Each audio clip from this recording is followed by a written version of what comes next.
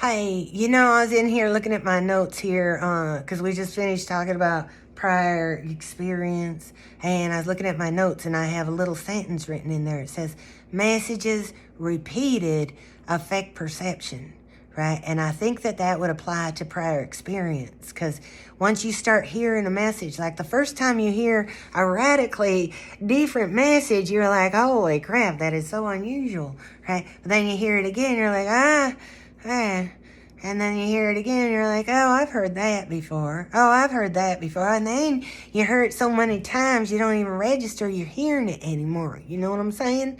That's how them repeated messages can affect perception. Like that changes your perception. Even a lie. If you hear a lie too many times, you start to think it's true because your brain just can't hold on to like fighting that all the time, right? That's why you got to be careful with what you're putting into your brain. Anyway, so that was prior experience. But really, we be talking about needs right here. Needs. All right. And to talk about needs, we're going to use Abraham Maslow's hierarchy of needs, right? Because Maslow said that people operated according to like where they were in their meeting of their needs, right? And we talk about that. And anyway, I don't want to get too excited because then I get ahead of myself. I forget what I'm saying and all that. It's way better to see me this way than it is with a mask on, isn't it? I thought about putting the mask on. Here, you might recognize me better this way. There. Now do I look like myself? All right, I'm back. All right, we're talking about needs. Apparently, I have a need for some attention. All right, so Maslow says that everybody has like these base needs and that we need to satisfy these needs before we can satisfy them next needs. Now, these base needs are what we call physiological needs. Now, if you've been watching these videos in order anyway, you know that physiological means of or pertaining to the body. Right, it does. Right, and so this is really where we're talking about food and water. Right, and you can argue that you need sex, but men might put sex at the bottom rung and girls gonna put sex at the triple rung, and yeah, we don't have to go there. I mean, not in a video anyway for interpersonal communication. Well, maybe. Well, let's just say it. Sex is required for the survival of the species. It ain't required for the survival of a single person. You know what I'm saying? I'm sorry to take that argument out of the water, but somebody had to. In any case, so we got us some physiological needs like food and water. And once we know that we're going to get some food and water, we go looking for a cave, right? And that is we want some shelter and safety needs, right? And I mean, because who's going to get a cave before you got the water? You don't want to walk so far to sleep in your cave that you need water once you get there, because then that kind of defeats the purpose. You know what I'm saying? Anyway, yeah, so that you got shelter and safety. And then once you got a cave or an apartment, right, and you know where you are and everything, you start working on making friends, which is nice. Like friends, that's your belongingness needs, your need for love. And that's a nice time making friends. And you should continue to make friends all your life, because that one gets replenishing, replenishing your social needs and the satisfaction of your social needs. Then if you're surrounded by people who like you, people who are good for you, right, people encourage you to try new things, then you get to work on your self-esteem needs, right? And if feeling good about yourself, as you feel good and worthy, then you try new things to make yourself a better person. Now, this is Maslow's idea. He believes that if all these things are set up just right, then everyone will want to self-actualize, right? And self-actualization is essentially being the best person you could possibly be for that particular moment in time. Right, and so the way I like to explain it is using a ski run. Maybe use a skier. Right, I don't know why we talk about skiing in the state of Arizona. Because you can leave the city and go up to the mountains. Here in just a couple of months, we're gonna have some snow. Right. Anyway, so you got to ski. You're a skier and you pick a run that's really hard for you, right? And then the first time you do it, you maybe even fall down, and it's definitely not your best moment, right? Well, good, because that means you have the possibility of self-actualizing in relation to that ski run in as many times as it takes you to get to do it without falling. And you do that, right? And you do that, and when you do it without falling, you're like, yeah. And then you do it a little more, and you start putting pizzazz on, put a little zip on the corners and whatnot. Shazam, right? You doing it. In the moments that you putting a zip on the corner and you're still a little bit worried about falling, but you ain't falling, that is your moment of self-actualization, right? But then when you like completely don't worry about falling because it ain't even a challenge anymore, then you stopped self-actualizing because now you ain't challenged anymore. You ain't meeting a challenge. You've conquered it, right? And then what you got to do in that case is look for another ski run that's a little bit bigger, a little bit harder, and challenge yourself on that one. That's how it works. It works with all kinds of stuff in life like that. I'm just telling you, it does. All right, so did I just turn my head? What the hell? Anyway, so that is self-esteem, belongingness. Here, let's look at them all together. So you got your basic needs, you got your physiological needs, right? And then you got your shelter needs, and then you got your belongingness needs, and then you got your self-esteem needs, and then you got self-actualization.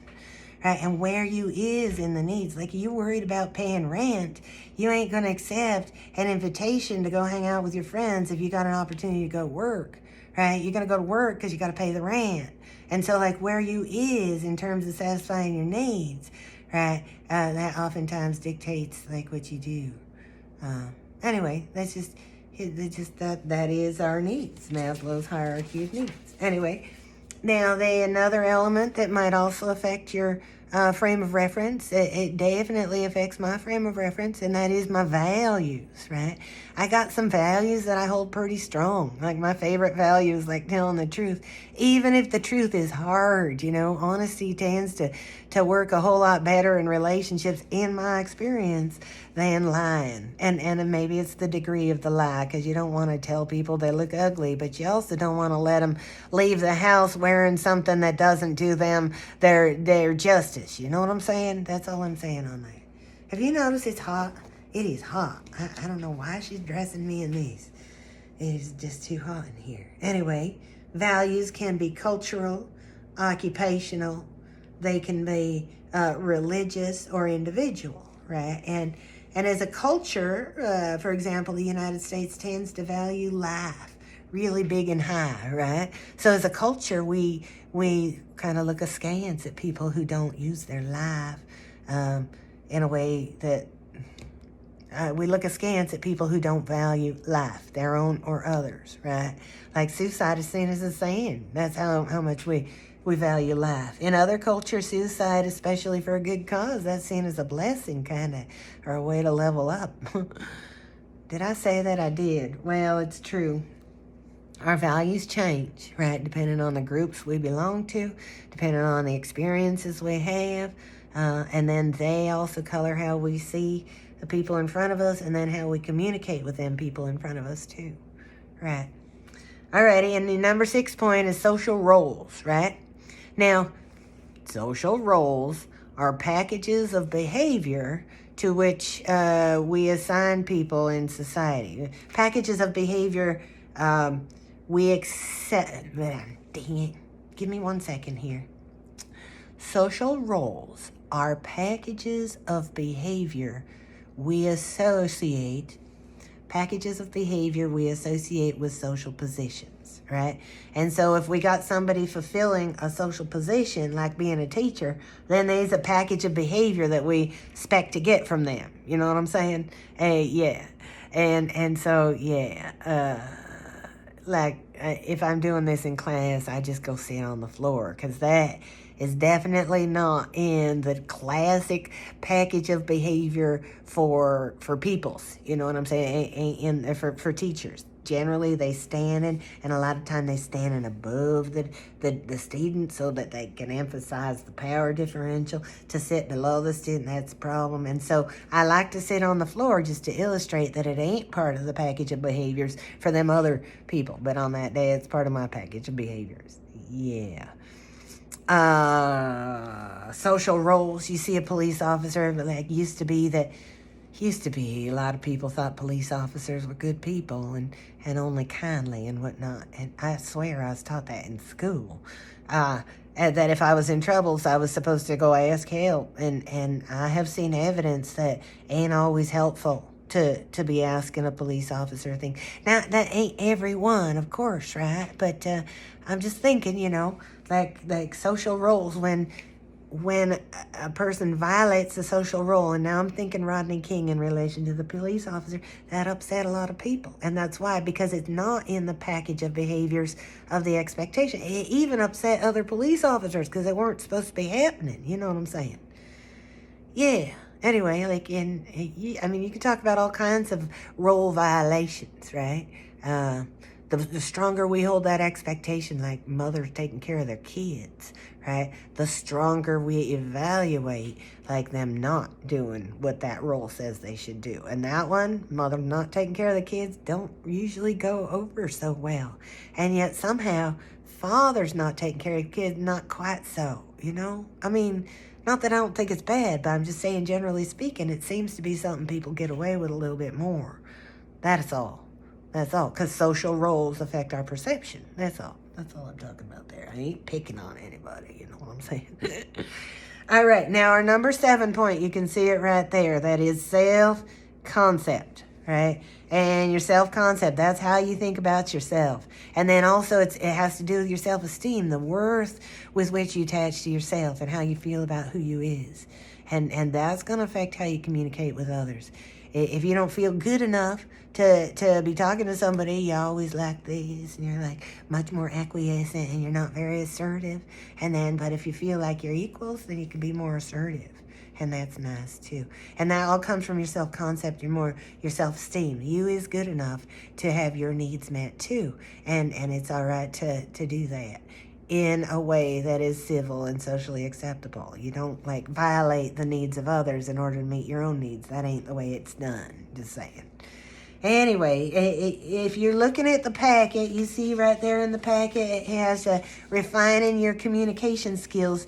You go on ahead and read that. I'm pretty sure there's one test question comes out of there, right? So you go ahead on and read that, but I ain't going to read it to you because it's sitting right in front of you. And the rest of you, if you ain't in class, then look up this thing called a perception check, right? And make sure that when you're describing the behavior that you're looking for the meaning of, you offer 2 or more potential explanations, because that's going to get more talking and more information than just one. That's all. Alrighty. And you others pay attention to that there in the handout. All right. It's been a pleasure talking to you. I'm so happy to be back in class for real. That just makes doing me so much more fun. All right. Later.